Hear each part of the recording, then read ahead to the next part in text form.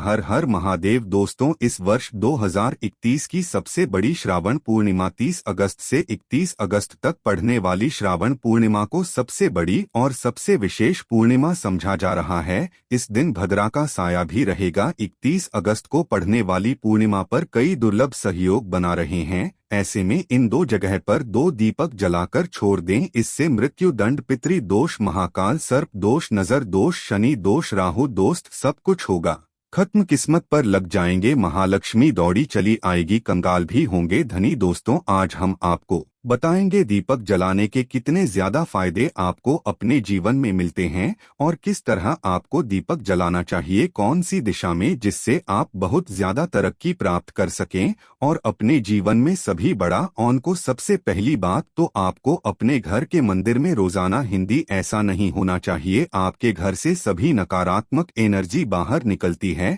यदि आप कोई भी दीपक नहीं जलाते हैं घर के मंदिर में या फिर अपने घर में, से आपके घर का वातावरण बहुत ज्यादा नकारात्मक होता ही है और आपके घर की परेशानी भी बहुत ही ज्यादा बढ़ने लगती है। घर का जो मुखिया होता है उसे बहुत ज्यादा ही मेहनत करनी है। इसकी वजह से परेशानी और टेंशन में घर का मुखिया पहुंचना जाता है। शाम का समय हिंदू धर्म में बहुत ही ज्यादा महत्वपूर्ण समझा जाता है और जो लोग शाम के समय कभी भी का दीपक या फिर तेल का दीपक अपने घर में नहीं जलाते हैं तो उनके घर में सदैव ही मुसीबत, यानी कि एक मुसीबत से निकलते हैं तो दूसरी मुसीबत ही धन की समस्याएं, परेशानियां बढ़ती रहती हैं। उनके जो बच्चे होते हैं वह भी उनके खिलाफ होने लगते हैं, उनका कहना बिल्कुल भी नहीं मानते हैं। किसी पूरा माहौल ही दुखपूर्ण होने लगता है। काफी लोग इन चीजों को मानते भी हैं किंतु जानते हुए भी उपाय नहीं कर पाते हैं और भूल जाते हैं। उन्हें इन चीजों से होने वाले नगमे पता नहीं होता है।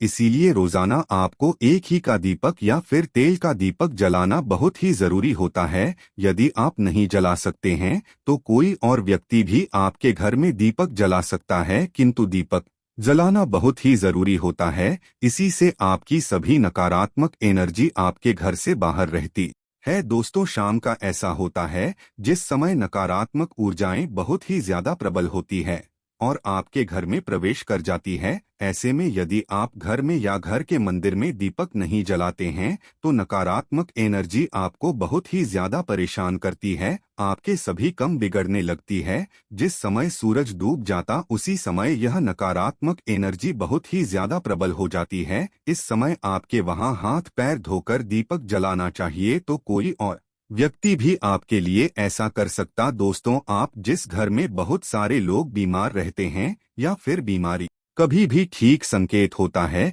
कि आपके घर में बहुत ही ज्यादा नकारात्मक ऊर्जाएं हैं जो परेशानियों को, बीमारियों को, मुसीबतों बहुत ही ज्यादा, इन सभी चीज तो उसे समय की का दीपक या फिर सरसों के तेल का या फिर तिल के तेल का दीपक भी पूर्व में आप चला सकते हैं। किंतु रोजाना इन चीजों को करना बहुत ही जरूरी है, तभी आपके लाभ मिल पाते हैं। यदि आपके घर में धन से जुड़ी समस्याएं, नौकरी व्यवसाय से जुड़ी हुई कोई भी समस्याएं हैं, यदि बहुत ने घर के उत्तर दिशा में रोजाना ही का दीपक जलाना चाहिए। इसे एक भी दिन आप मिस ना करें। यदि आप रोजाना उत्तर दिशा में जी का दीपक जलाए आते हैं तो इससे आपकी ढंग से जुड़ी हुई समस्याएं समाप्त हो जाती है। जिन लोगों को नौकरी नहीं मिलती है तो उनको भी नौकरी मिलने लग जाती है और यदि वही व्यक्ति जिसको परेशानी है और वहीं यदि रोज दीपक जलता है तो इससे मिलने वाले फायदे भी ज्यादा हो जाते हैं। शाम के समय की गाड़ी या फिर तेल का दीपक जलाना बहुत ही जरूरी पता है।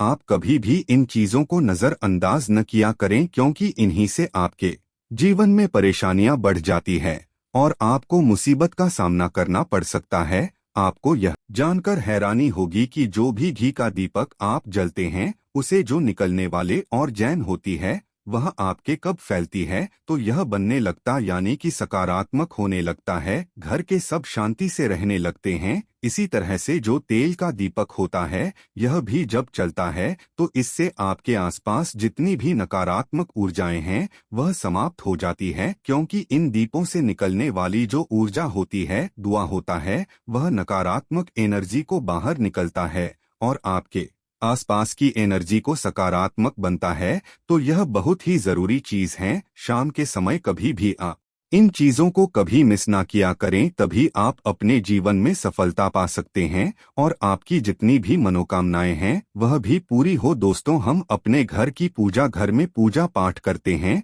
और मूर्ति आदि रखते हैं। दोस्तों, मूर्ति का क्या महत्व होता है, आज हम आपको इस वीडियो के माध्यम से बताने वाले हैं। जिस घर की पूजा घर में एक साथ दो मूर्ति होती है, वहां पर बनता है राजयोग और दुनिया आपके कदमों में आ जाते हैं। खाने का तात्पर्य है कि आपको सर्व सुख प्राप्त हो जाता है, जिसकी आपने कल्पना की है, जिसकी आपने मनोकामना मांगी है। दोस्तों, घर की पूजा घर में हम पूजा करते हैं, पूजा पाठ करते हैं और पूजा पाठ के माध्यम से कुछ चीज आदि का प्रयत्न करते हैं ताकि हमें उसे फल प्राप्त हो जाए, और हम उसी अनुरूप घर के अंदर मूर्ति आदि लगवाते हैं ताकि हम उन देवी देवताओं का सुंदर मुख देख सके और उनका आशीर्वाद प्राप्त कर सके। किंतु दोस्तों, हम अपने घर के पूजा घर में इन मूर्तियों के साथ अन्य मूर्तियां भी रखते हैं तो निश्चित तौर पर हमारी किस्मत बदल जाती है और देखते ही देखते हमारे जीवन के अंदर की सारी कंगाली समाप्त होने लगती है। दोस्तों, बात करते हैं उन मूर्तियों के बारे में कि आखिर कौन सी दो